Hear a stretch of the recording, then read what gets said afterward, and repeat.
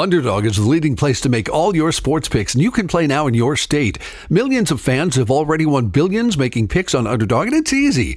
All you have to do is download the app and choose whether a player will go higher or lower on one of their stats. You can choose strikeouts, total bases, or home runs, or go higher or lower on three-pointers or rebounds. You can play with as little as $1. If you get everything right, you could win up to 1,000 times your money. This week, I'm looking at baseball, and as usual, Aaron Judge is my choice to go higher on the stats that involve his hitting.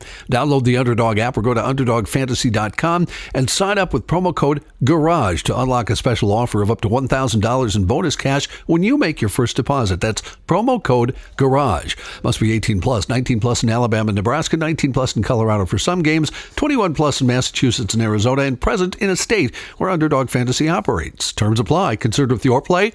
Call 1-800-GAMBLER or visit ncp.gambling.org. In Arizona, call 1-800-NEXT-STEP or text NEXT STEP 53342. In New York, call the 24/7 Hope line at 1-877-8-HOPE-NY or text HOPE-NY. You buy a pair of socks, that's 2 socks. You buy a pair of Bombas socks, that's 4 socks. Because one purchased is one donated. Socks are the #1 most requested clothing item in homeless shelters. So when you buy a pair of super comfortable Bombas socks, you're also donating a pair. Bombas customers have powered over 150 million donations. So Bombas would like to thank you 150 million times. But we only have like 30 seconds.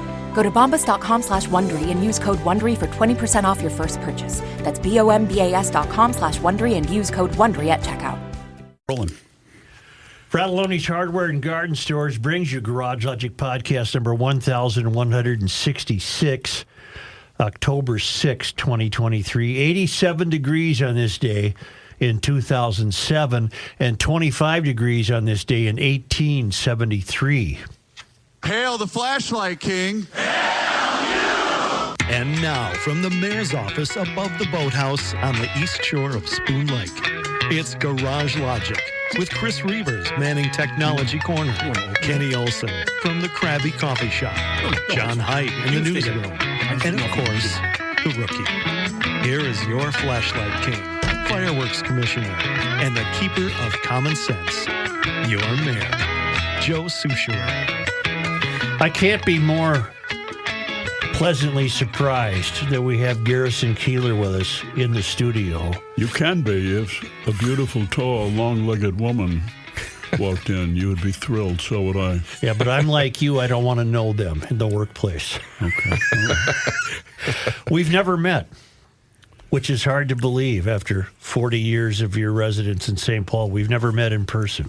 I know you better from your column than I know many of my friends, because my friends, they suffer from Minnesota reticence. Mm-hmm.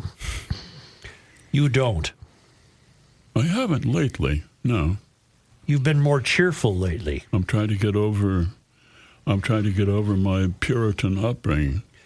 You lived in St. Paul for 40 years. 40-some, yeah. And you did Prairie Home for 40 years, if not longer. 40-some, yeah. And then you left St. Paul. I did. You went to Minneapolis. I'm sorry. I know you should be. What compelled that? What compelled that? Downsizing, for one thing. We had an enormous house on Summit Avenue, which I loved, and my wife, who really was responsible for most of the work around the place, and she had to consult with contractors and plumbers and electricians. She was tired of it. I had spent so many years on the road doing a Prairie Home that I really owed it to her to follow her inclinations. And so I have, and I recommend this policy to you and to other men. I moved to Minneapolis because she wanted to live in an apartment. And then I moved to New York because she loves New York. So that's where I am. But I miss St. Paul. You, from a media perspective, you pretty much owned the town. You certainly owned the newspaper. You couldn't sneeze without getting a story in the Pioneer Press. Oh, that town. Oh, I thought you meant Lake Wobegon. Yes, I do own Lake Wobegon. Yes, you do. The paper, the Lake Wobegon Herald Star, edited by Herald Star, but you know, I'm surprised from time to time when I go see Lake Wobegon that they've departed from my narrative arc. Mm-hmm. I've been wanting to use the term narrative arc on your show, and now I have. You are continuing to surprise me. I never thought that you would agree to be interviewed by me. I don't know why you would think that. Well, I told Rookie before the show that all of the times I've written about you, perhaps I was overanalyzing it. Maybe you never even read the times I've written about you. No, I recall. Yeah.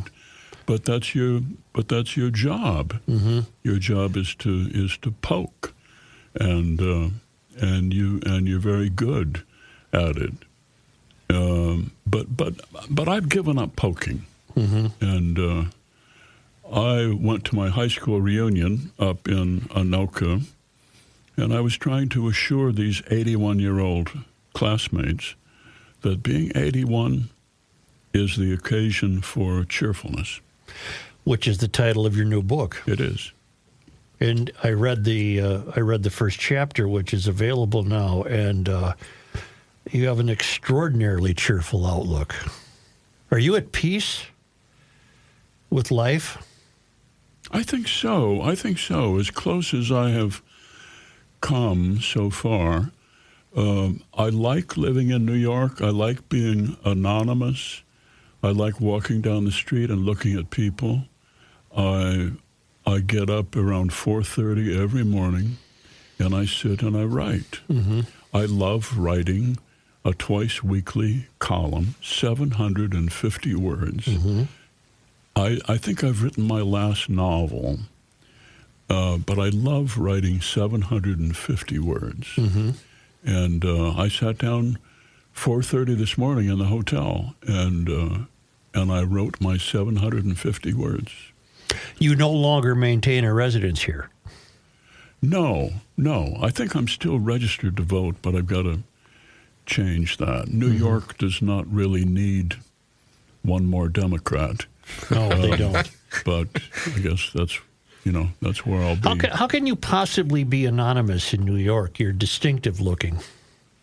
I'm distinctive in all the wrong ways. Well, you're still distinctive looking. But I live on the Upper West Side, and it was. I always thought of it as a Jewish neighborhood, and it still is. You run into a lot of teachers, social workers, a lot of shrinks. Mm-hmm. There are 2 shrinks every block. But you walk down the street and you hear a great deal of Spanish, and there's a large influx of Asians, I think Chinese, maybe they're Korean. And you walk out into Central Park, and there's French everywhere. Mm-hmm. I go to an Episcopal church, which was formed from a combination of an Episcopal church and an African Methodist Episcopal church. And I love this church. There's a large number of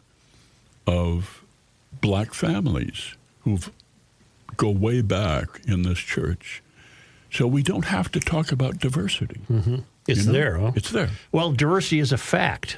It doesn't, in my way of viewing it, it has no inherent value. It's just a fact. It is a fact. Yeah. I think it has value. Yeah. You mentioned you can't walk a block without the number of shrinks. Have you ever needed one? I have never gone. I gave up alcohol in 2002 because I was afraid I might need to go into therapy. Mm-hmm. And I was afraid I might have to go to AA and sit in the basement of a church, on folding chairs with a bunch of other sad men talking about our emotionally distant fathers. And rather than go through that, I just put it away. I was with my wife. We were on a cruise. We went up to Alaska, and I woke up in the morning and said, that's the end of it. Well, good for you. Well. Was your father emotionally distant? Of course he was. Mm-hmm. Why, we're all men? He went through the Depression. Right. He was in the war. He didn't fight, but he might have. Mm-hmm. And he came back, and built a house on an acre of Brooklyn Park and garden and worked 2 jobs to support 6 children. I mean, should he be held responsible for my self-esteem? I don't think so. Mm-hmm. Were you close to him? No. Okay. No. My oldest brother was, and the younger kids were, but I was an invisible middle child, and that's how it worked out. Were you close to your mother? All children are close to your mother. Your mother worries about you. She worries constantly. But being the middle child back then, before cell phones, there was no way for them to keep track of us. She was not a hugger, but she said she patted you. Yes. She was a patter. Yes, she was. I can be a patter. Mm-hmm. Did I pat you when I walked in? No, you did not, sir. You shook my hand. Yeah. I meant to. I'm a hugger, so I'm going to hug you on the way out, okay? I want to return to St. Paul. Yes. Where you prevailed for so long. I didn't prevail at all. I struggled. How did you struggle? Every day was a struggle. I was never meant to be a performer. I was brought up fundamentalist, and so I went into an alien line of work. My goal, starting in the 8th grade, my goal was to write for the New Yorker magazine. Mm-hmm. It never was to stand on a stage and do stand-up. How did that happen? You have to earn a living. I published a piece in the New Yorker in 1969, and I think they paid me $500 for it, which was good money. That's a lot of money. But I had a child. My son was born that spring, and I had to get work. And I went up to St. John's University, and they had a radio station up there. They offered me the early morning show. I was the only applicant, I discovered later. And on that basis, I was hired. Mm-hmm. Yeah. And the Prairie Home evolved, I take it. Yes. Yeah. Out of an early morning show. Early morning is prime time in radio. And I would drive in I lived out near Freeport, Minnesota, on a farm, a rented farmhouse. And you could see lights coming on at 5 a.m. And an English major knew that your job now was to entertain these people and was not to engage them in serious introspective thoughts, about the narrative arc. And there you got it in again, didn't you? Yeah. And so just out of this simple urge to be useful, you get into entertainment, telling stories and being lighthearted. Did the characters of Lake Wobegon begin to become evident to you on that morning radio show? This was a non-commercial station, and so I invented sponsors. Because I had grown up listening to Steve Cannon on CCO, and it just seemed natural to me for there to be sponsors. So I invited Jack's Auto Repair, all tracks lead to Jack's, and Ralph's Pretty Good Grocery. If you can't find it at Ralph's, you can get along without it. And Powder Milk Biscuits and all this Big Blue Box, right? Yeah, all this whole gallery. And the soap? The soap. Wasn't there a soap sponsor Was there as well? soap? I don't think so. Okay, I don't think I got into soap. In St. Paul, you had one. I can see where you might have struggled when the paper heralded your return from Europe. You lived in Europe for a time. Denmark, yeah. Denmark. Yeah. And you came back in the St. Paul paper, and I actually defended you in this case. They printed your address. Oh. You don't remember that? No, I don't. And you accused me of prowling around in your garage. upon the occasion of your address having been printed. It was in the Minneapolis-St. Paul magazine, did a big piece on you. And Is that right? I had to point out that I don't think I ever did that. No. I know. In fact, I know I never did that. I think you drove by twice. He was tracking you. He was tracking you. I wish you had knocked on the door. I wish I would have would've, too. invited you in. Yeah, it feels like way too many years have passed since we've met, without knowing each other. Too many years. I've admired your work. I've had a great deal of fun with it over the years, but I've admired it. Well, I admire yours. You turn out a sentence as well as anybody, Well, I appreciate that. and sometimes a paragraph. I always try to have one sentence that no one else could have. Good, Yeah. good. When you moved to Minneapolis, you took some wonderful shots at St. Paul. You were afraid to be. You could understand how people would be afraid to be seen in St. Paul for fear that people might think they lived there. And you took great umbrage at St. Paul. In Minneapolis, you found it to be the center of cultural heightened awareness. And I don't think I ever did. I can find read it to you. Minneapolis. It's your own words. I was reading it this morning. Yeah. Is this? Am I under oath? No. But you spent so much time in St. Paul, and then was it easy for you to dismiss St. Paul? No. But my life in St. Paul is full of personal missteps, and when you live to be this long, and I do hope to go on, but when you live this long, you're very aware of them. A marriage ended in St. Anthony Park.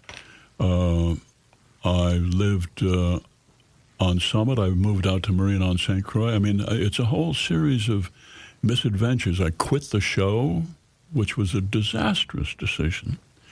I married on the basis of, a teenage romance, married an exchange student from Denmark, and that was a difficult road. So when I go back to St. Paul, I remember these things. But, I also remember wonderful times. I remember shooting a movie with Robert Altman at the Fitzgerald Theater, and my watching him direct what turned out to be the last scene he ever directed was directing Kevin Kline to walk out of Mickey's Diner and strike a match and light a cigarette and walk across a rain-soaked street. And the diner was set up to look like that Hopper painting of the diner. And he worked, I think, 3 hours on that scene. And he was so happy. I never saw him. He loved making that movie. Radio I don't think days it's a we're great speaking movie, of. Right. But he loved making that movie. It was so wonderful to watch Altman. And then he died, a year after that. In radio days, you had references to a long, snaking, steep hill in St. Paul. Do you recall that at all? A which? A who? A long, snaking, winding downhill street in St. Paul. It had to be Snelling. I don't know why that stuck with me. I just wanted to ask you about it. Where a car hits a tree, if I remember right. I wonder if I wasn't thinking of that street. What's the name of it? That snakes down from Crocus Hill down to West 7th. That's just a straight hill. Is it? Yeah, the one on Snelling is a winding, curving deposit down to 7th Street. Snelling was not my part of town. No. You certainly were let go ignominiously by Prairie Home Companion, or NPR. I thought it was a dreadful way for a guy that had given your longevity to that show. I thought it was a bad way to go. It happens in I associate with corporate America, not with public radio. Mm-hmm.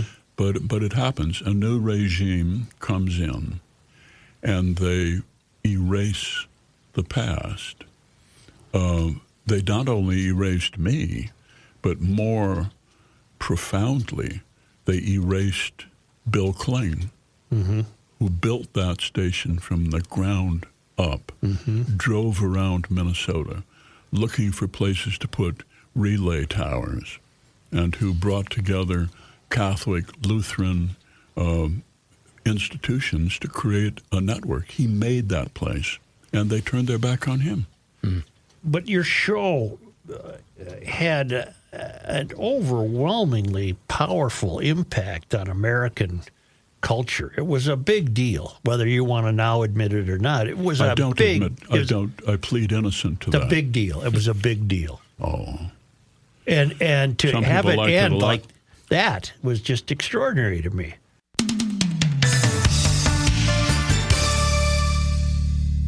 Three Seafoam products every GLer should have on hand, and by on hand, I mean right there in your vehicle. A spray bottle of Bugsby carry it with you every day. The Seafoam engine treatment to keep those cylinders happy. And, of course, the amazing Deep Creep penetrating oil that works better than any other product on the market.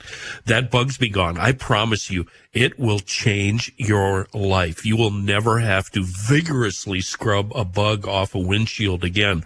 You spray this stuff on, let it sit there for a minute or two, watch those bugs start sliding down the windshield, and then just grab the squeegee and wash the window like you would any other day. The bugs will be gone. Oh, hence the name, Bugs Be Gone. Yep, that's it. The GLer's Car Care Kit, Deep Creep, Bugs Be Gone, and the engine treatment additive. Buy all three and, heck, give them as a gift. You'll be loved and appreciated for your effort. Our own local company with a global reach, Seafoam. You got caught up in the Me Too movement. the Me Too movement was a noble movement to suppress male bullying of women, and which no doubt took place. But my run-in was not that. It was a shakedown, and it was instigated by an employee of NPR who was fired and not given what's the word I'm looking for? Severance? Severance. Thank you. Yes. Severance,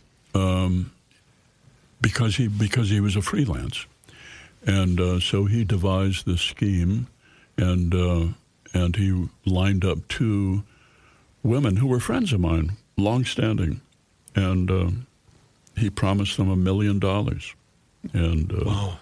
Just a classic shakedown, and so that's how that transpired. But NPR, threw me out the door. But so what? It was 5 years ago.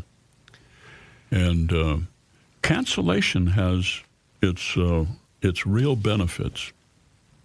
I had a job. I was given a job in 2016 by the Washington Post. And Jeff Bezos pays very, very well just to write one column a week. But it was on the opinion page, the worst place you could possibly be to pretend to be tuned into Washington. And it wasn't the sort of, but thanks to the Me Too thing, they fired me. And so I was free. I was set free. I was set free in other ways too. And I started writing. I wrote 2 novels. I wrote 2 books about the glory of getting old, and I'm at work on a wonderful collection of verse, of poems, and so it's been a busy, wonderful 5 years. You didn't like your early poetry, I've read. Well, it still was under the influence of the English department, and Yes. and it set out to be mysterious. And, I came from a generation, people in my generation needed to be hip. Some of us did. I went to hear the Grateful Dead. Where did they play? They played at a ballpark. Well, they played at Metropolitan Sports Stadium, the hockey arena is where I saw them. Yeah, It's okay. hard to believe we might have been there the same evening. I thought the Rolling Stones They played there as well. They did. Okay, all right. No, I went to hear them, and the Dead might have played Midway Stadium. I think so. Yeah. I think so. There were a lot of people sitting on grass. I do remember that, and smoking it as That's well. right. Yeah. And I remember them singing "In the Attics of My Life," full of dreams, dreams. You know, taste no tongue can tell. When there was no ear to hear, you sang to me. I mean, that was profound to me back in 1970. But a man of 81 should not be writing like that. Did you fear becoming 81 at some point? I'm sure I did. But my grandfathers died out in the early 70s because they didn't believe in medicine. And my mother lived to be 97. And that looked pretty good to me. Was she pleased with your accomplishments? I think that she was. She didn't say much about it. But I took her to the premiere of the Altman movie at the Fitzgerald, and she sat next to Carl Pohlad, my mother. And she was kind of proud. And Meryl Streep was there and kissed my mother on the cheek. My mother didn't know who she was because we were fundamentalists. We didn't go to movies. Right. Oh, wow. But she knew she was somebody. So, When you were let go, did you feel relief immediately, or did you miss aspects of the show that took you a while to get over? I felt it was a mistake to quit the show. And it was hard work. And so you have to forgive yourself for letting your weariness come to a point where you take that step. But it was a mistake. And so I regret that. The letting go was, just kind of an afterthought. The show is now back on the road in limited. A version of it, yes. Is it called Prairie Home Companion? A Prairie Home Companion. Do you 50th own that anniversary. title? Do you own that? I'm sure I do, yeah. Yeah, okay. Yeah. Because what replaced you was buy something that. You want to buy Garage It's a Mona Logic? Lisa title. Yeah, it is. It's only one of a kind, so there's no way to assess the value That's right. of that title. It's like Trump Tower. It has I no suppose value. you don't run into Trump very often, do you? I don't think I ever have. No. No. You don't want to either, do you? I don't care. Yeah. But he doesn't go to New York very often unless under indictment. And he's not especially popular in New York. No. I was reading that you, other than writing, you don't have many passions, do you? I'm married to a wonderful woman, and she is my passion to make her happy. And what else do I have? Well, you don't collect cars. You're not a golfer. You don't. I golfed at Columbia Golf Course, I think when I was in my mid-30s, and I thought to myself, I don't want to spend 3 hours doing this every week. And I was right. I don't regret that. Your view of exercise is rather novel, that you don't particularly care for it, and your exercise consists of reaching for things on high shelves. My exercise now is walking back and forth on a stage. Yeah. But no, I don't.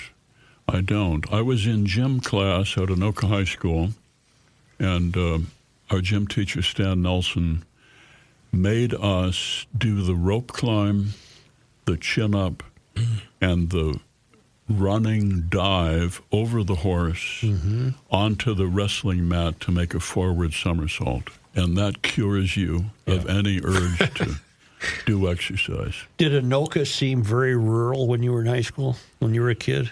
I loved it. I loved it. My family, I have a big family up in Anoka. Everywhere there were cousins and aunts and uncles. I was very wealthy with relatives, so I felt very much at home there. And after I flunked my physical to go out for football, I got a job writing for the Anoka Herald on 2nd Street, across the street from the junior high school. And my classmates on their way to buy ice cream at the Anoka Dairy would look across the street and see me sitting in the front window at an Underwood typewriter writing sports stories. And I felt like the king of the hill. And you suggest that was the beginning of your fiction writing. It was a mediocre team, but I made them as good as I could. Oh, you made them valiant, didn't you? No, I sat up in the press box, thank God, because I knew nothing about football. But there were 2 announcers there from Kano Radio. And so I just listened very closely to what they had to say, and they were my material. Was your dad a carpenter? He worked for the Railway Mail Service, sorting mail on the mail car, but he did carpentry freelance as well. He built our house from the ground up in 1947. Poured the concrete, built a basement. We lived in it while he built the house over our heads. How much of Anoka is in Lake Wobegon? Not much. Anoka became a suburb and really was dependent, and Northern Pump was up there, and there were some big factories there. So I don't think I picked it up from Anoka. I tried to base it a little bit on Freeport, Avon, Albany, where there was a substantial Catholic population. I wanted to have Catholics in my town, and Lutherans, of course. Why Catholics? Because it's an alien culture. Easy to pick on. The idea of praying to saints, I think, is something picked up from the Romans and Aztecs. And so when I go into St. Patrick's Cathedral in New York, I don't do this often, but when I do, I'm just absolutely astonished.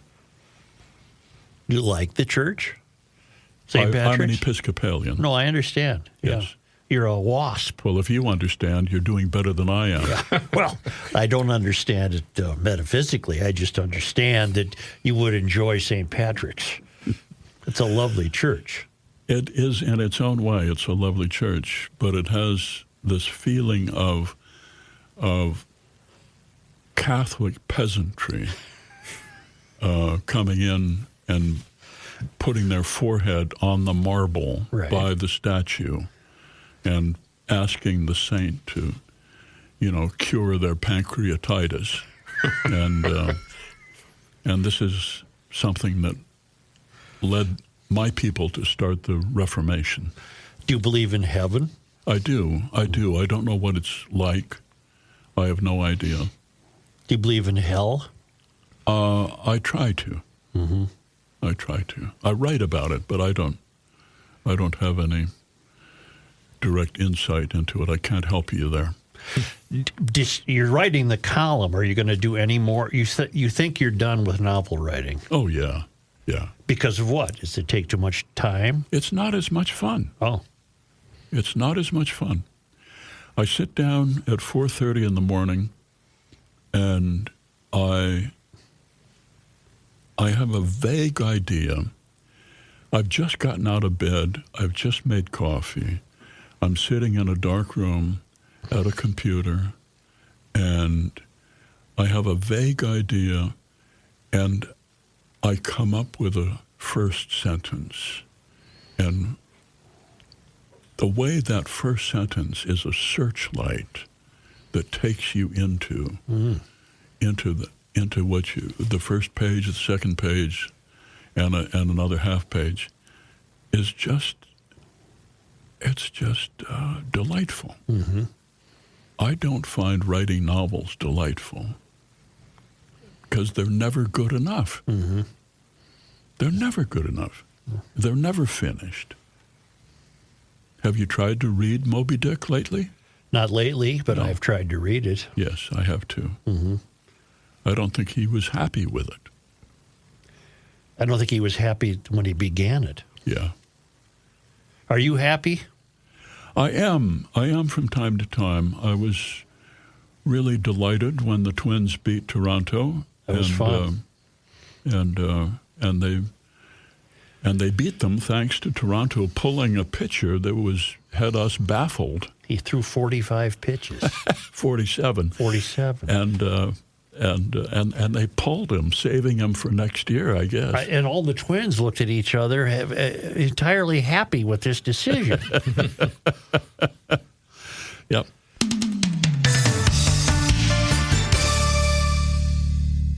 It's Reavers here once again for my friends at North American Banking Company. And you know what? You get that feeling when you walk into North American Banking Company that it's just different. And that's their philosophy. It's banking done differently at North American Banking Company. And you know what? Find out for yourself. Walk into any one of their 6 Twin Cities locations and you'll get that feeling too. It doesn't matter whether you're going to Roseville, 50th in France, Hastings, Woodbury, Shoreview, and Maple Grove. It's banking done differently. And they've had that philosophy since 1998 when they made a promise to deliver a better banking experience for their customers where you know your banker and they know you. And while a lot has changed since then, this commitment to being a true community bank in the Twin Cities, well, that, my friends, that has not changed. And you know what? They offer the same online and mobile banking options as the other banks, but the key difference is you're going to get the unparalleled service of a community bank. And here's the deal. They are locally owned and operated. Here's why that's important. That means that loan decisions are made right here in the Twin Cities. They are not sent out of state. So this helps you business owners solve problems quickly and expand your business with confidence. They deal with numbers every single day, but you, your family, and your business will never be one of them. So check them out online today. It's nabankco.com to learn more. Once again, it's banking done differently. North American Banking Company, member FDIC, is an equal housing lender.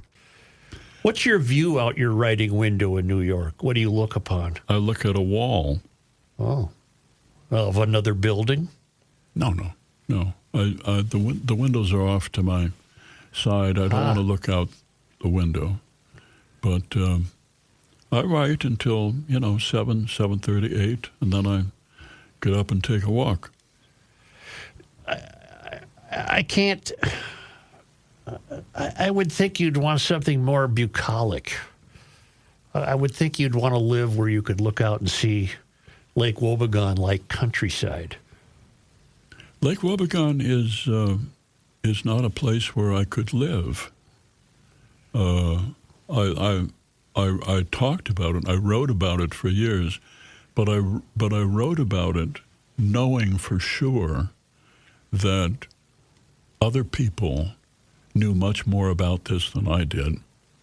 And my writing about rural Minnesota was like my writing about chemistry or physics. Mm-hmm. It was alien territory. Mm-hmm. I was faking it, and I did it fairly well, but I'm not proud of that. What are you not proud of? The faking part? The faking part. I think I missed out on a lot, and but I still do the News from Lake Wobegon. I go out and I do a solo show. I do 2 hours. The first part is this and that and the other thing, and then we do a singing intermission, and then I say it's been a quiet week from Lake Wobegon. And the crowd erupts at that point, don't they? The crowd applauds. Yep.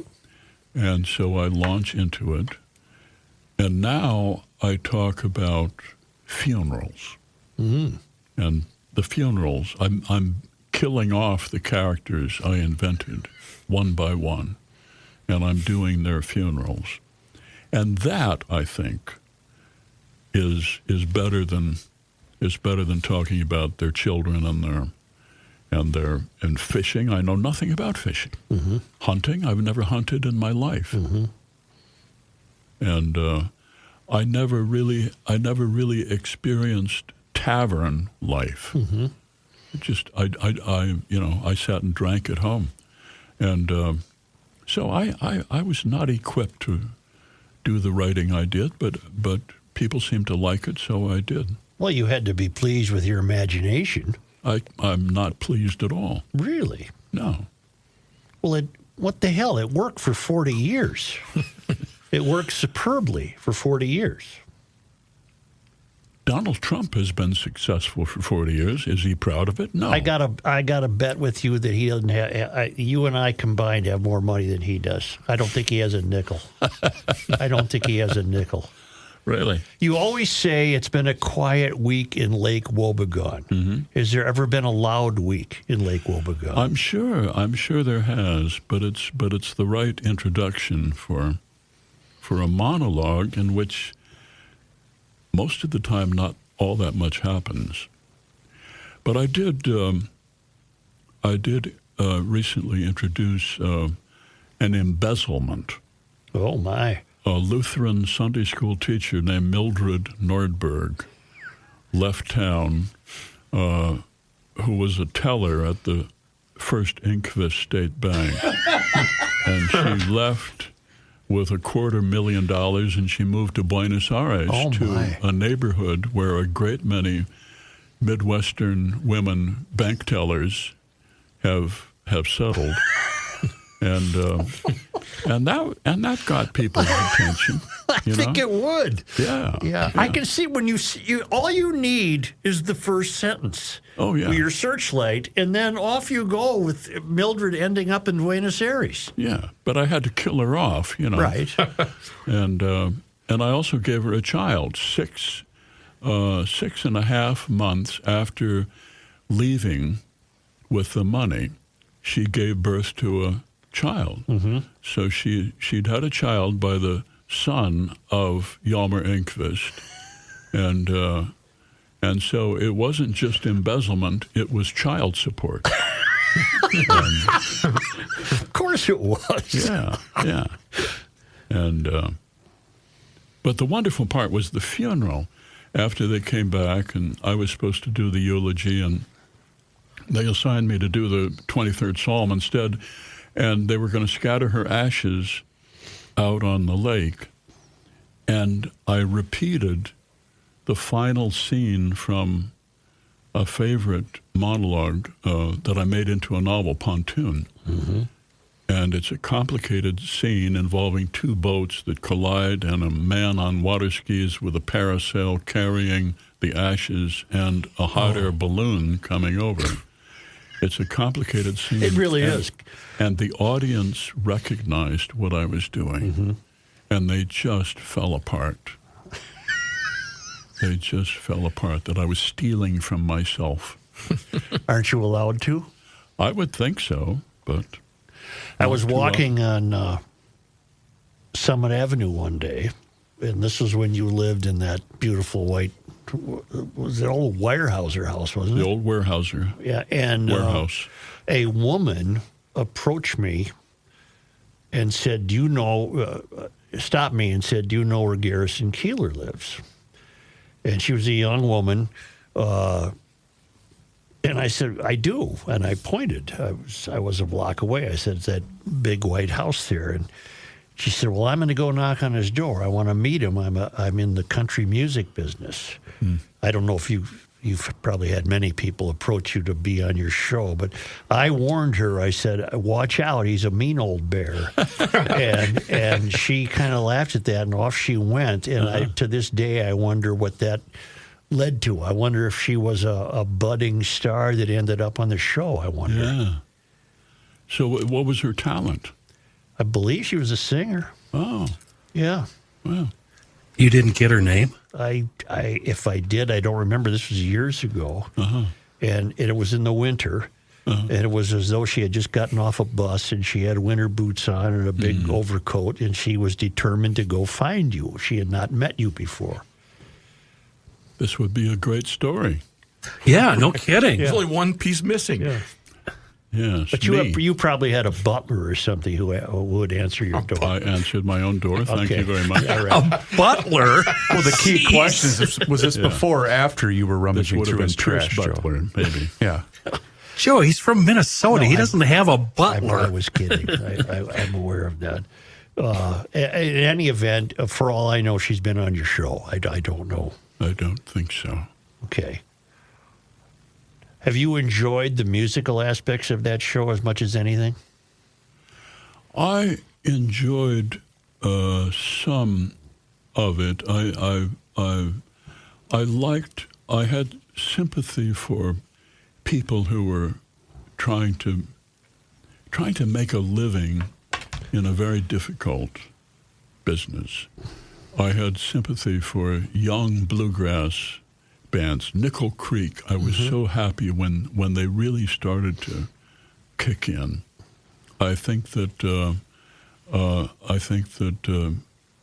David Rawlings and Gillian Welch were fabulous talents. I was very proud of having Greg Brown on the show for years from Iowa City, and he was such a beautiful songwriter. I had fun. With a lot of people. I got to sing a duet with Renee Fleming, and what did we do? I should remember this. I don't know, some old love song. Jean Redpath, Scottish singer, was a great beauty. We had Helen Schneier, who was a Jewish social worker from Washington, D.C., who could sit down at the piano and just play the hell out of gospel music. She was a great gospel singer, not a believer, but wow, did she go at it. They were great. As a fundamentalist, did you listen to rock and roll as a teen? I did secretly, of course. Yeah. I loved Buddy Holly. I was absolutely astonished when he died down in Clear Lake, Iowa, in 1959. And I still have not gotten over it. I loved the Stones, the Beatles, Grateful Dead. I loved all those people. And now I don't know anybody on the pop charts. Do you approve of social media? I do, reluctantly. I think that it's useful for keeping far-flung families together, and I enjoy posting, but I don't spend much time reading it. I try not to be dependent on it. I try to hold conversations, like the one we're having now. I'm doing pretty well at this, aren't I? I think you are doing very well. I think we're carrying on a very civil discussion for two Midwestern men. And I continue to be astonished. I've emailed you in the past asking you to come on. You never did. Yes, I did. You never did. Well, I don't know how to find You had the wrong those. address. You misspelled my name. I probably did. I don't know how to find those old emails, but I can. And if it wasn't for Rookie running into you at the airport, we might have never gotten together. That was wonderful. That was very fortuitous.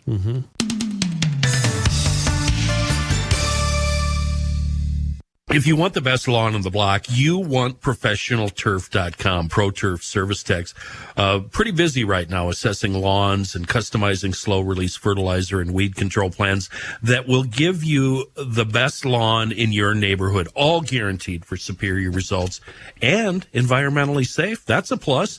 That means no more weeds, no more bare spots, no more thin, sad grass. Log on to ProfessionalTurf.com, sign up for a free lawn analysis, and you know what? While you're there, spend a little time. Check out their amazing landscape projects. And ProTurf also services irrigation systems too. ProTurf, exceptional lawn care, landscape, and irrigation service. Check them out. Schedule that free lawn care estimate right now. ProfessionalTurf.com. Will you come I back? don't know what he was doing at the airport. He I don't know either. None of Trying us to get do. out of working. Trying to get out of working. Will you only came back for the reunion? Class of what, about 1929? Close. Yeah. Close. Will you come back for other reasons? Will you always consider this home? I come back because I love to walk around, and I have friends. I have friends here. Friendship is what it's all about. It's what it's always been about, and now some of them are in a certain degree of distress. My old friend George Latimer, yes, has been in and out of hospice. They keep kicking him out of hospice, right. And he's still chugging along. I like to see him, talk to him. I have musician friends. So I come back when my wife wants to come back. She plays viola in the Minnesota Opera Orchestra. Why do is her name Jenny Lind? Jenny Lind. Well, today in your writer's almanac, it's the birthday of soprano Jenny Lind. Yes. Is she named for that soprano? Indeed. Her father loved opera. He was a clerk of district court in Anoka, but he had been a music major, and he could sit and listen to classical music, Sibelius especially, and sit there and weep. Mm. I admired him so much for this depth of his feeling, and so he named her for the soprano. He was Swedish. I did not know she was from Anoka. She was. She grew up on Rice Street in Anoka, but she aspired to become a professional freelance musician, and she left for the East, I think, around the age of 17. Huh. So she shed Anoka pretty quickly. Have you? I don't know. That's a good question. I have a lot in a cemetery up there. I go up now and then. Do you visit your lot? Huh? Do you visit your lot? Yes. Okay. To make sure it's not occupied. I have cousins up there. I feel very close to, pardon me, I feel very close to my cousins, and even ones I haven't been close to for years. I always feel that we're all on the verge of becoming friends, and so I have a family connection. The town itself is a little, I don't recognize it. It's grown. It's become a suburb. Mm-hmm. Yeah.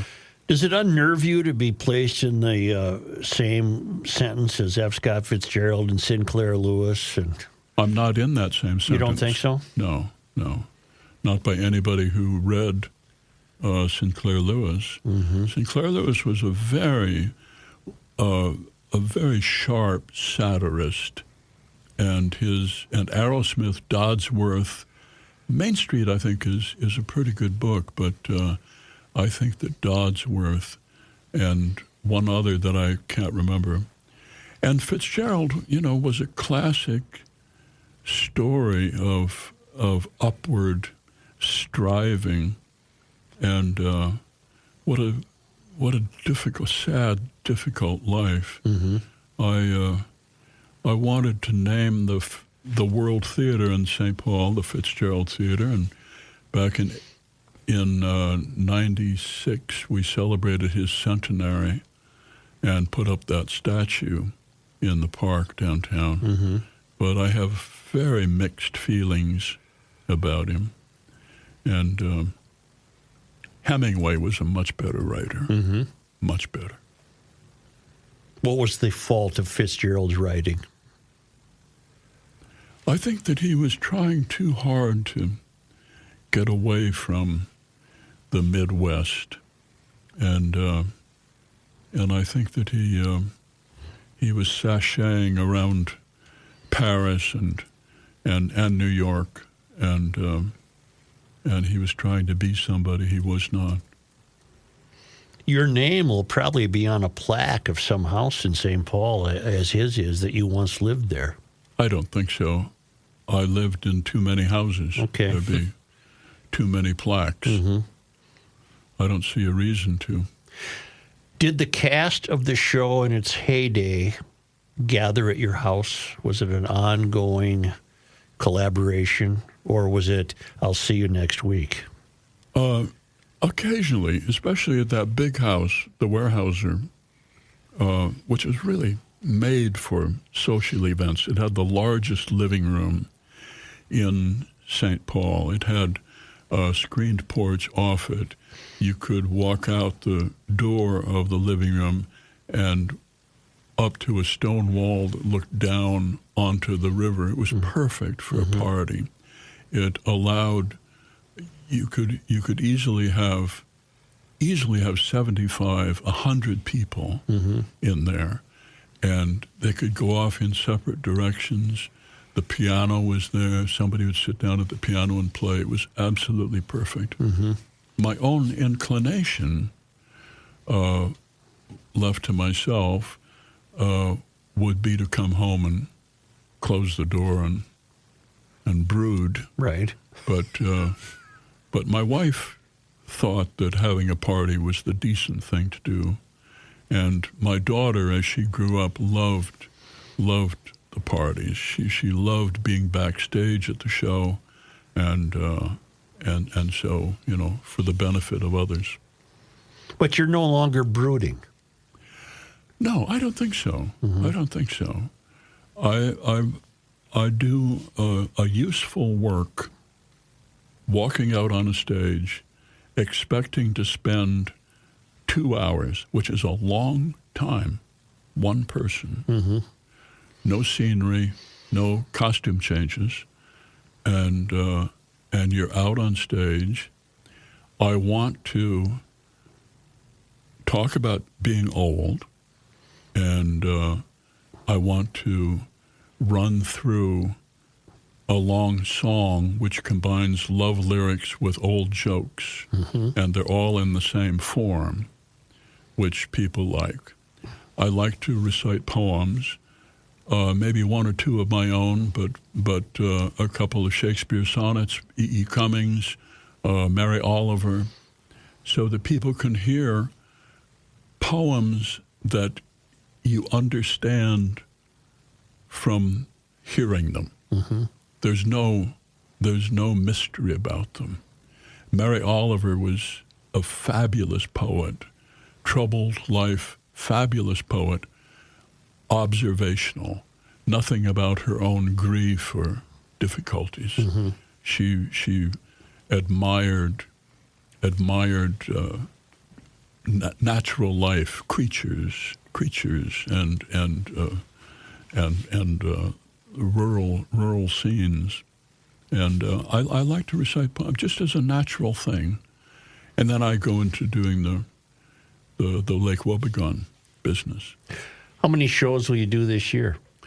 I would guess. This last year? Well, 2024. Let's make it. I'll bet that I will do, I think, 70. Oh, really? I think so. Yeah. Really? Oh, yeah. That's a hell of a schedule for an old man. It's very doable. Yeah. It's very doable. It's a good exercise. Well, and you don't exercise, so that's your exercise. No. But I love doing it because when you're sitting down and writing, you can fool yourself. But when you walk out on stage and there are 1,000 people there, they have expectations. You are now engaged with reality. This is reality. And I like dealing with that. Will you be doing a show in the Twin Cities? I hope so. I'm sure I will. I'd like to come back and do one in St. Paul. I don't want to go to the Fitzgerald Theater, but I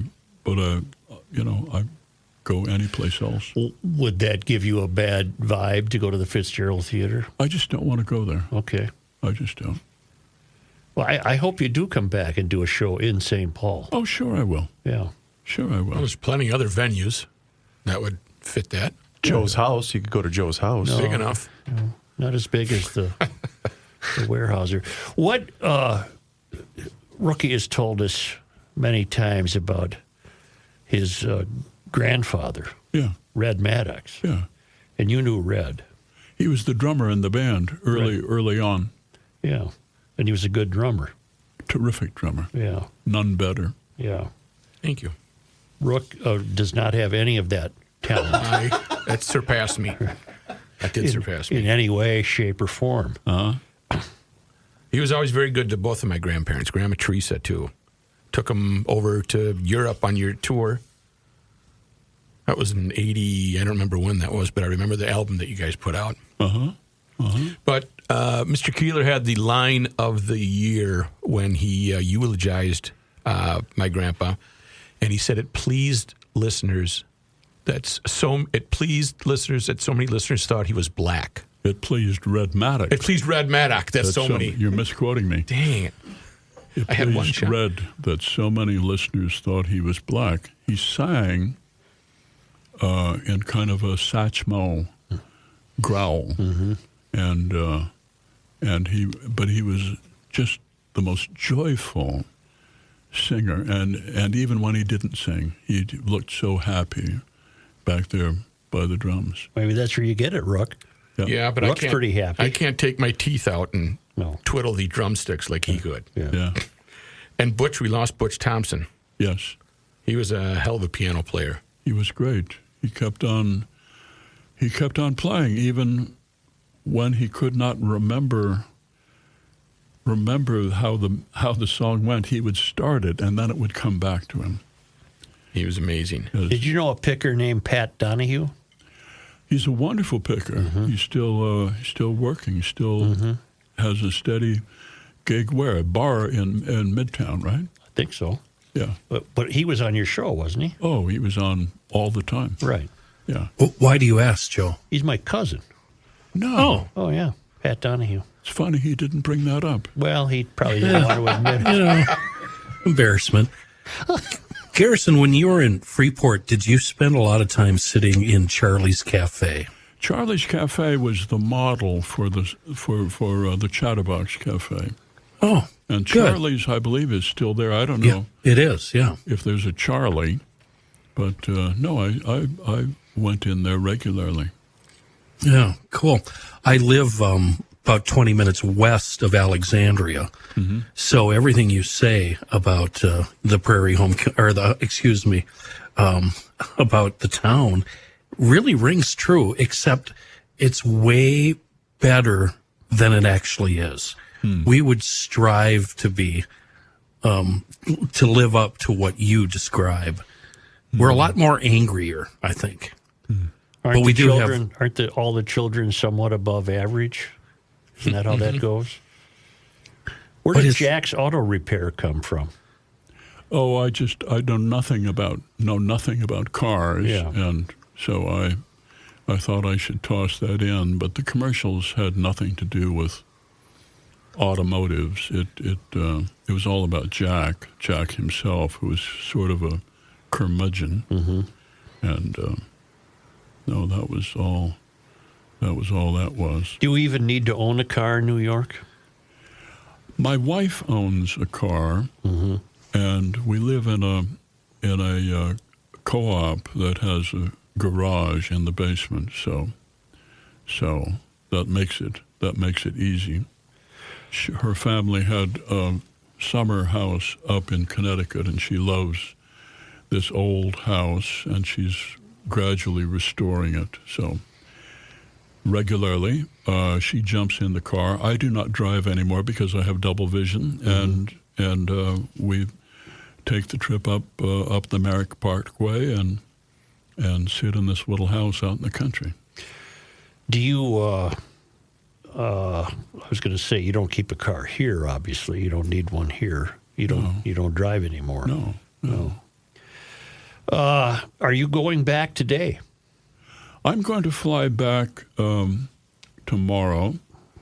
I miss my church, and so I'm going to go to church tomorrow with a Danish friend, Brian Christensen, who came to America when I was married to a Dane, and he loved Elvis. He loved Elvis, and he wanted to become a singer.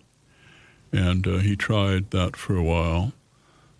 He does a very good Elvis impression, but about 4 or 5 years ago, he decided he wanted to become a minister in the Danish Lutheran Church. And he'd had some theology. So now he's a pastor of a church in the island of Errol, which is unpronounceable by Americans. Right. It's an A-E-R-R-O-U. And Errol. That's close. Good enough. He's coming over, and so we'll probably sing, sit around and sing his favorite songs, Can't Help Falling in Love with You. Wise men say, only Elvis fools songs. rush in. Yeah. Who do you like to read? I don't read as much as I used to. My wife gives me the news in the morning. She looks at the Times and she tells me what she thinks I need to know. I don't read all that much. I don't know why. I should. I'm a writer. Why don't I? I don't know. I don't know. No.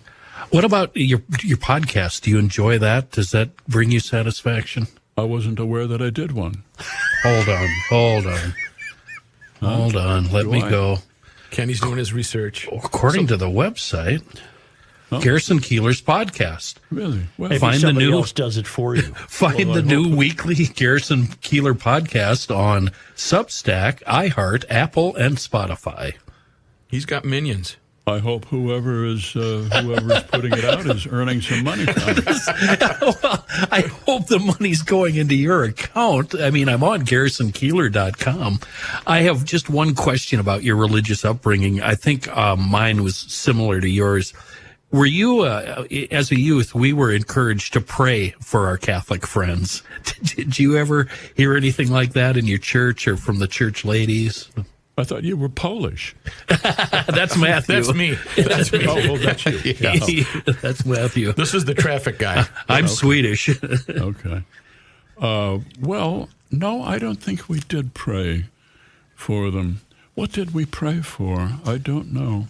We felt contrition at all times. Our lives were lives of contrition. Yep.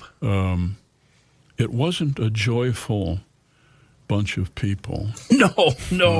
No. It was there were long silences. And as I recall, we spent more time in the Old Testament prophets than we did in the Gospels, so that the message of the gospel to love thy neighbor as thyself was kind of lost on us.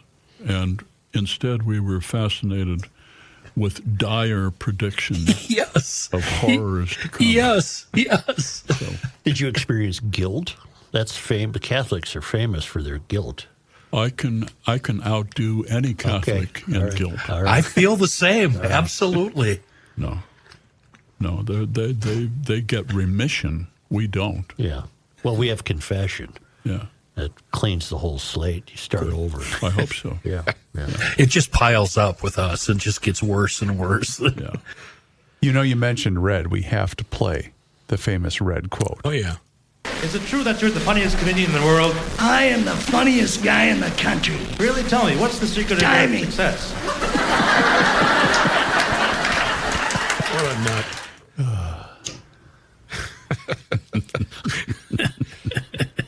Chet Atkins said nobody kept time better than Red.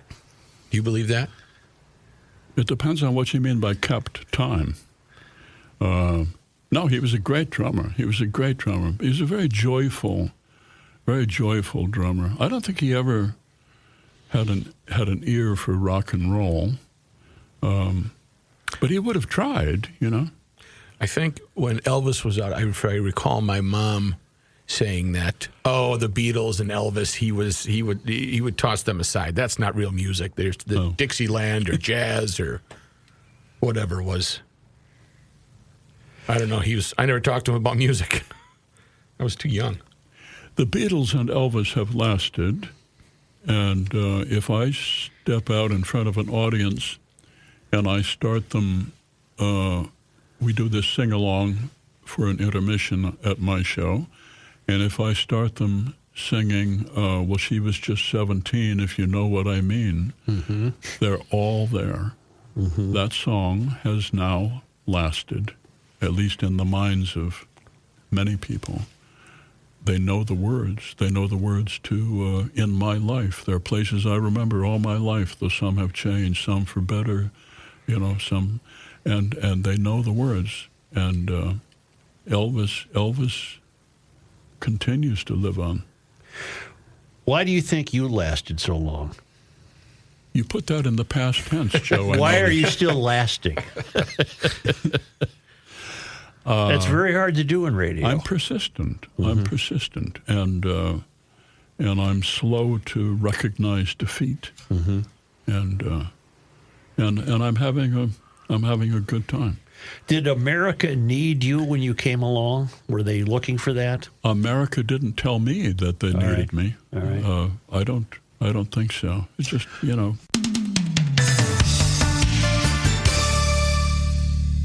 Reavers here once again for my guy, Mr. Money Talk, Josh Arnold. Does thinking about retirement make you uncomfortable? Well, sometimes the anxiety from wondering if you've saved enough can be overwhelming. But what if I told you that you could ease those tensions in just 48 minutes? Well, Mr. Money Talk is going to be able to sit down with you and get you on the right track for your financial future. Josh has navigated it all when it comes to uncertain market and economic conditions, and he'll always provide straight talk, never sugar-coated advice on how to reach the finish line with your retirement goals. Don't let your financial worries give you an ulcer or keep you from calling Josh right now. His 48-minute, no-obligation consultation could be just what you need to feel better about your future. Call Josh today at 952-925-5608 and set up your free 48-minute, no-obligation consultation. That's 952-925-5608. Investment services offered by Josh Arnold Investment Consultant, LLC, a security investment advisor. Past performance is no guarantee of future results. All investments involve risk. All comments and opinions are Josh Arnold's and do not constitute investment advice. Chris Reavers is a paid endorser. But we the needed country picks up a bad habit every so often. We needed your Sunday night program. We all did. And it was just amazing to tune into that on us. Usually, in my case, I was on the road returning to the Twin Cities, and that show was a part of my life every Sunday. And it was amazing and delightful. This makes me worry about what the rest of your life was like. You don't want to know. You don't want to know. Well, musically, it was punk rock. It was album rock. KQRS. It was old country. But Prairie brought everything together, and it was just musically delightful. And, of course, like Wobegon, I mean, that was my life, too. Well, then why wasn't I more delighted doing it? I'm stunned. I wish I knew the answer. Why weren't you? Yeah. I need therapy. Well, you told me at the beginning you don't want anything to do with it. Well, I didn't at the beginning. Now you need it. Now, look what we've done, Joe. We've dragged it out of you. You now need therapy. Dang it. All right.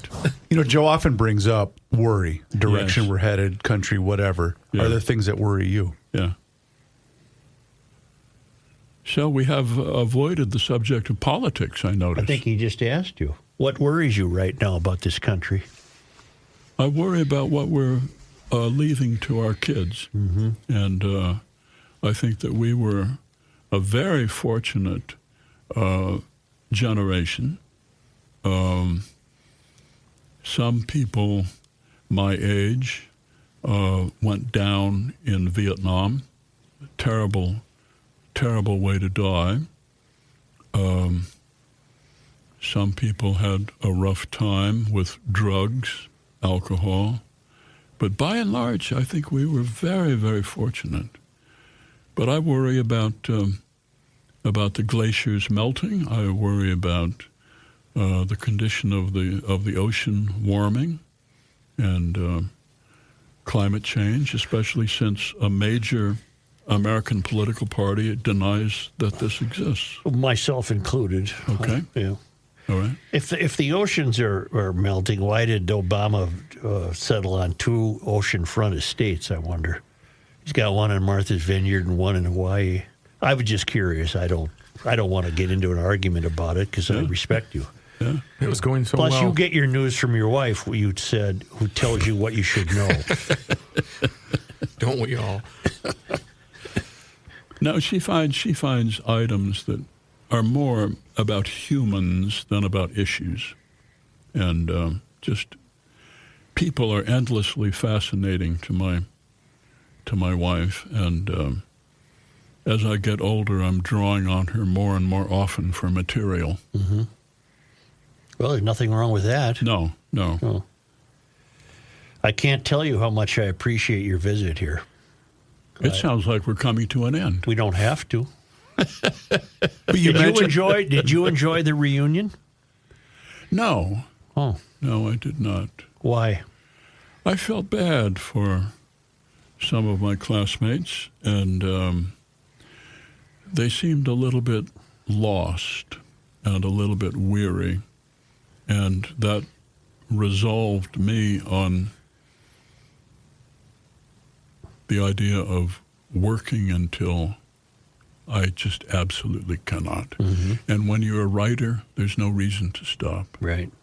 So feel very fortunate about that. Robert Altman never wanted to retire. He was going to die with his boots on, and he did. He was in the process of pre-production on a movie when he died. He was a very sick man when he directed that Prairie Home Companion movie. Mm-hmm. But my God, he loved his work. It was just inspiring to watch him. Chet Atkins wanted to work until finally a big stroke hit him and he couldn't play anymore. I went down to see him, and he didn't want to be seen the way he was, sitting there hunched over with a guitar in his lap that he could not play. Were you did you remain close to some of your classmates? Some of them, yes. We get together and we have lunch, and no, I like to talk to them, but some of the ones that I was closest to perished, and I cannot get them out of my mind. One of my best friends committed suicide when she was 44, and I can never forget Corinne. It sounds to me like you saw some sadness at the reunion. Well, I think that it's a delicate age, and it affects people in different ways. But I could not make myself stand up in front of that group and talk about the joy of getting old. Mm-hmm. It just didn't seem to be the message they wanted to hear. Right. Well, I hope you have another reunion. What number was this? This I graduated in 1960, so this would have been 63 years. Oh, wow. Yeah. You're almost old. Well, it's in sight, yes. It's not the end of the world, but you can see it from here. Mm-hmm. Well, you're in good health thanks to catching that heart surgery that didn't spare your uncles. Yes, exactly. Medicare paid for all of it. Mm-hmm. You know, the government has been very generous to me. Well, with the taxes you've paid, you've been very generous to the government. Well, I didn't have to valuate my personal property holdings. Mm-hmm. You know, I had somebody else do it, an appraiser. Right. So I did probably pay more taxes than. I take it you'll be following the Twins now over the weekend in Houston. I can't wait to get back to New York so I can watch them on TV. Oh, okay, full disclosure. I jokingly said, Joe, you should ask him about the Twins-Houston matchup. And he said, don't be a dummy. And I said, and here we are. I didn't know Garrison was a baseball fan. I knew he was a baseball fan. Yeah. Baseball is part of the basis of my sense of order in the world. And I was so glad when they made the rule change that the time clock on the pitcher was a beautiful change. Isn't that something? It's just amazing. What about replay? How do you feel about that? I of course I love it. You want robotic umpires? I don't I don't take a position on it, but pardon me. You're mentioning umpires, I get choked up. So did Earl Weaver. I've heard people tell me that the number of bad calls is really astonishing. Well, there's a famous home plate umpire who's not gaining any fans. Who am I thinking of, Reavers? Angel Hernandez. Angel Hernandez, who has made some terrible mistakes. Oh. But the Twins are fun. The crowd seemed to be very, very motivated over the last 2 days. Yeah. But I'm an old man, so I can't forget things I saw at the ballpark that I doubt anybody will see again. To see Rod Carew hit a double, steal third, and take a long lead on third, and the crowd knew he was going to do it. Mm-hmm. They knew he was going to do it. Mm-hmm. And after, I think, 2 pitches, he did it. I saw Carew swing twice while he was being intentionally walked. Just to dare him to come back. Come on in. What about football? I don't understand why people would sit and watch it. I just honestly don't. Ice hockey. I love hockey, but I love. I think I like women's hockey better than varsity men's. Less violent. It is, but they're terrific skaters, but they can check. Professional hockey, I don't care for at all. I don't. You're not a season ticket holder for the Rangers. Oh, please. Yeah. Please. Yeah. Or the Knicks, for that matter, I take it. No. We're not going to see you courtside at a Knicks game?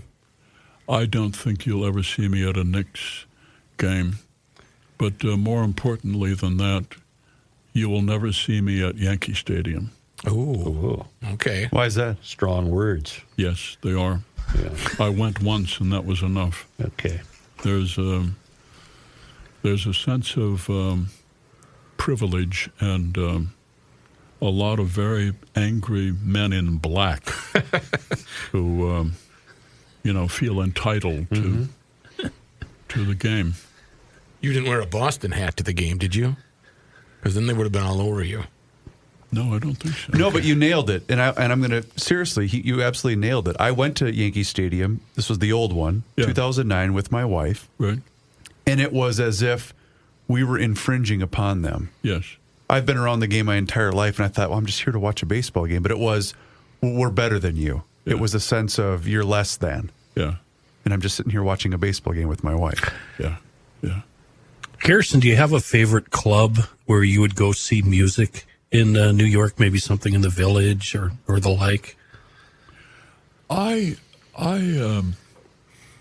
accompany my wife to the opera, and I accompany her to Carnegie Hall. If there's an orchestra playing Brahms, she becomes very emotional, and she needs somebody to put their arm around her. And I want to be that man. That's awesome. That's great. That's probably best. Every so often we go to a jazz club, but we go to hear old jazz. Red Maddock would have loved Vince Giordano and the Nighthawks. 15-piece band playing music from the 20s and 30s, and it's very rock'em sock'em music. They pack people in tightly so that they cannot dance and hurt each other. And but it's great. He's going to be on the show that I do at Town Hall on December 9th. Do you have favorite restaurants? I try to stay away from restaurants, but I love the St. Paul Grill. Well, your picture's on the wall. Well, I don't know. I didn't look for that. Yeah, much younger Garrison. Yes, of course. Yeah. No, it's a very classy place. And they take an elderly person, they take back to those booths, those small booths Right. in the back by the kitchen. Right. And I love sitting back by the kitchen, and I can hear the conversations of the cooks. Mm-hmm. Did your wife join you on this trip? No, she had business to do. She was guiding some friends from Portugal around New York City. She walked for 11 miles. Wow. And took them to all of the sites, and they went up to the top of the rock, and their English was a little ragged when they arrived, and it got better and better. Mm-hmm. And so she did her good turn. Who enjoys New York more, you or your wife? My wife, for sure. She's a great observer of people. She loves to go out and walk and listen to people and look at people. The people are endlessly fascinating to her. I am a monk compared to her. Mm-hmm. She looks at everybody. Crazy people, as long as they're not threatening, Mm-hmm. are interesting. Is the city in disrepair? No. Oh. No. The city is holding up very, very well. And I worry about Minneapolis because the streets are empty downtown. Mm-hmm. And I just don't see how that should be. Mm-hmm. But in New York, you go outside and there's a crowd. Yep. People on the sidewalks. And as a result, when the old man trips and falls, mm-hmm. which I have done twice mm-hmm. in New York, there are 4 people there within 5 seconds. Wonderful. To help you up. Did you tell him about the tailor in New York? Oh, there was a terrible accident in the garment district. Oh. And a fellow went down onto the pavement, and another fellow came up to him and put his suit coat under his head to make him, and he said, "Are you comfortable?" And the guy said, "I make a nice living." You can use that one. Okay, Garrison, you have to tell your joke. I think it's yours anyway. I just read it this morning about the fellow walking by the institution, the hospital, and everybody inside behind the wood fence. I think they're shouting out, 21, 21. Yeah. And he was curious. They sounded like they were having a good time. And he walked up and put his eye to a hole in the fence, and they poked him in the eye with a sharp stick and yelled 22, 22. I've heard that before, but it's still funny every time. I couldn't keep it together while you were saying it. It's a cruel joke. Oh, it is, but terrible. it's so funny. Cruel, So funny. Yeah. Tough to write a joke. As concisely as possible. Yeah. You don't want any excess words. That kills a joke.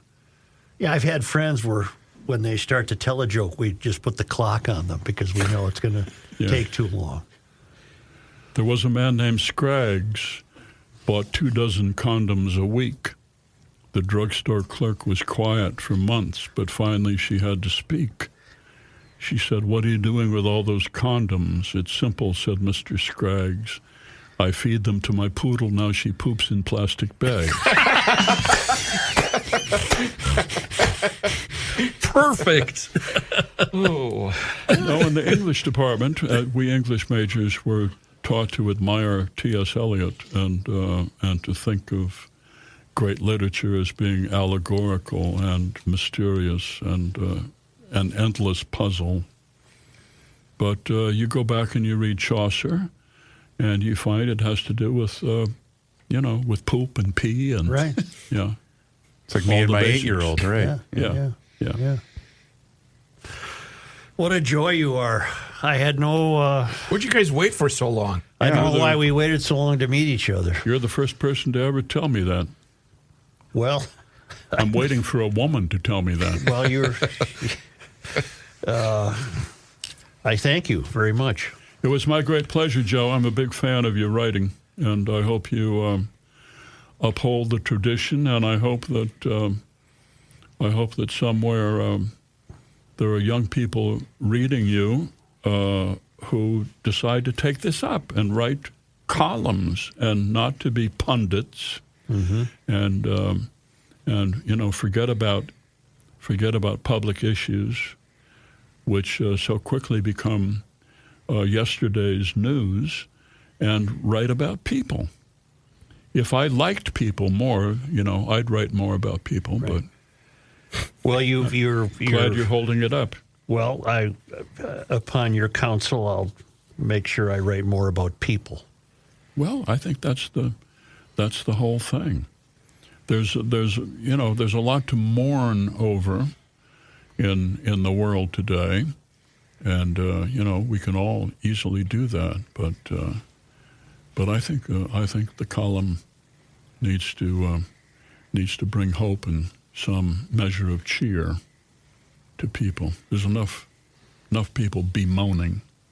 I also will take a page from your book, and I don't want to stop either. Oh, good. Yeah. Good. No, don't.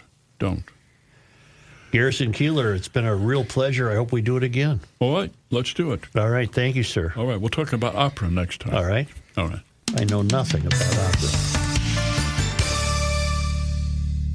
Time once again to check in with our guy, Mr. Money Talk. Josh Arnold is with us once again right here in Garage Logic. And now is the time for you to do the same. So do not delay. Do exactly what I did and pick up that phone and dial 952-925-5608. That number once again is 952-925-5608. When you call that number, you're going to get Josh. And he is there for you for that free, yes, I use the word free, 48-minute financial consultation with absolutely zero obligation, and you will always get straight talk. You will never get sugar-coated advice, and Mr. Money Talk is on the line with us once again right here in Garage Logic. And boy, Josh, it was a nice start to the market that's pretty much now failed. Is it all on tariffs? Well, I can't say all on tariffs, but a lot of it has to do with tariffs. Overnight, federal judges in the Court for International Trade responded to a suit by 5 U.S. companies questioning the reciprocal tariffs that were put in place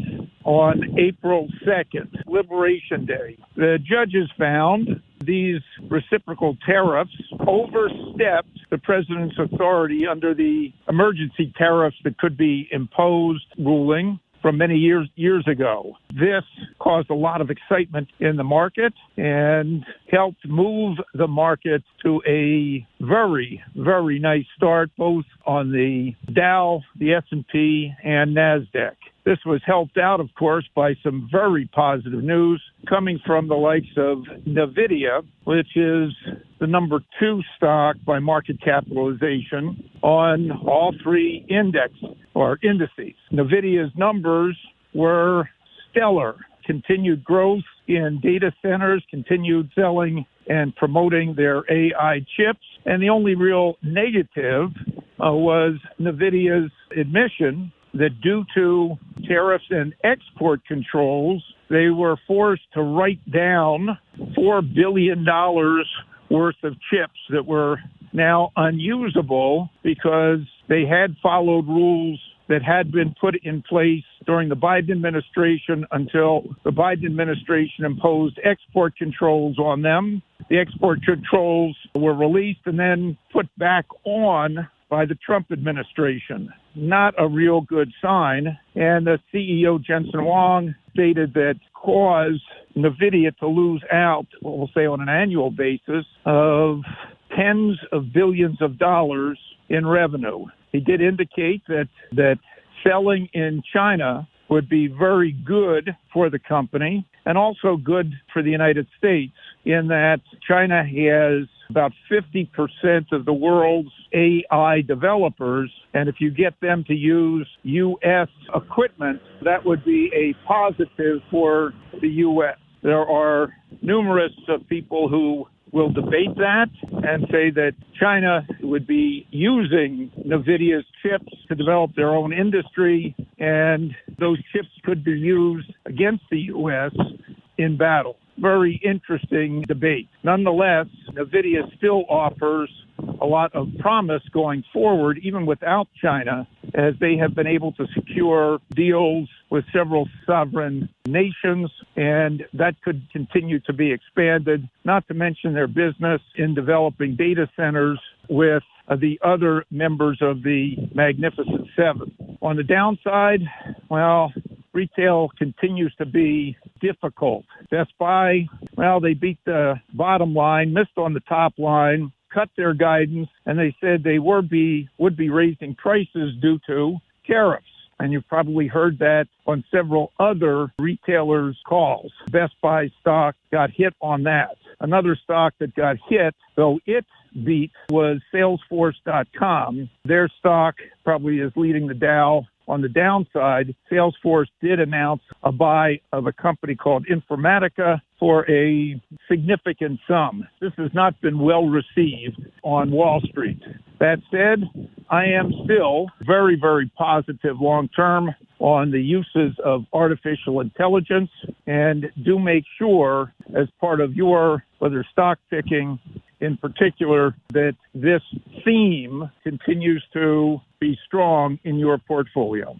And that's why we come to you for the straight talk and never get the sugar-coated advice, Mr. Money Talk. You heard him, GLers. Now is the time for you to pick up the phone and make the call for that free, yes, I use the word free, 48-minute financial consultation with absolutely zero obligation. And like I said, Josh will always give you the straight talk. He will never give you the sugar-coated advice, and he is there for you anytime that you need him, especially in these times of volatility. Josh, once again, thank you so much for the time and the chat. Enjoy the rest of your day. Have a fantastic weekend, and we'll talk to you again next week. Look forward to it, Chris. And we've got a new special thing coming up next week, you know. Yes, we do. A huge announcement next week here in Garage Logic. That's correct. Thanks, Josh. Pay attention. That's right. Pay attention. Thanks, Josh. Bye. Investment services offered by Josh Arnold Investment Consultant LLC, a security investment advisor. Past performance is no guarantee of future results. All investments involve risk. All comments and opinions are Josh Arnold's and do not constitute investment advice. Chris Reavers is a paid endorser.